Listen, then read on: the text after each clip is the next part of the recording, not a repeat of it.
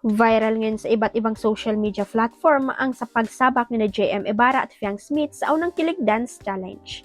Game na game at all smile ang JM Fiang Love Team na nakipagsabayang sumayaw sa upcoming song ng Bini. Kasama pa nga nila sa dance video ang dalawang membro ng Nations Girl Group na si Mika at Aya. Nakita naman ang mga netizens sa pagsayaw ng dalawa at bagay na bagay raw sa kanila ang steps ng song. Hindi lang daw basta ang step, pati na rin ang lyrics ng kanta ay bagay na bagay at ang JMP ang araw ang perfect definition ng unang kilig. Tuwang-tuwa rin sila sa collab ng JMP ang Love Team sa Bini, the collab we never know needed, sabi ng isang Facebook user. Wish nga ng fans na makasama ng P-pop idol girl group ang JMP sa isa sa mga music video nila.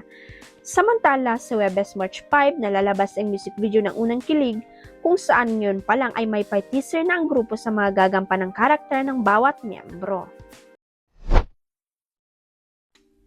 Nakakatuwa ang honesty ni Caprice Cayetano nang sabi niyang si Andres Mulak ang pinakapoging lalaki para sa kanya.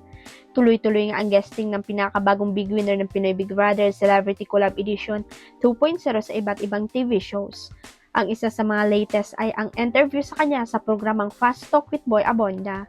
Isa sa mga tanong sa kanya ay kung sino ang pinakapogi para sa kanya.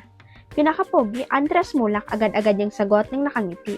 Kahit nga maraming kapit fans ang malulungkot na magiging sagot niya ay hindi siya nagdalawang isip na sabihin kung ano ang nasa puso niya.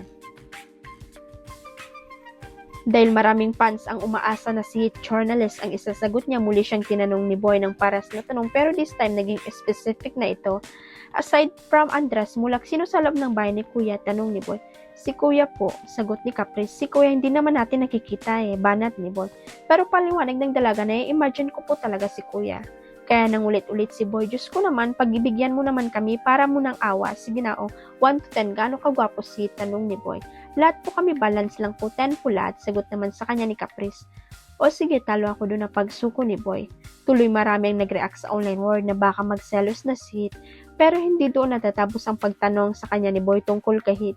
Tinanong siya nito kung nagagwapuan ba siya kay Hit. Opo, agree naman po ako. Yes po, may itsura po talaga si Hit, sabi ni Caprice.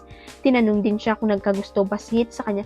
Feeling ko po wala kaming feelings toward each other kasi hindi naman kami nag-uusap sa loob. Paliwanag niya, hindi naman ang sinagot ni Caprice nang tanungin siya kung nagkagusto ba siya kay Hit. Huwag kalimutan ang subscribe button at i-ring ang notification bell para sa latest chika updates.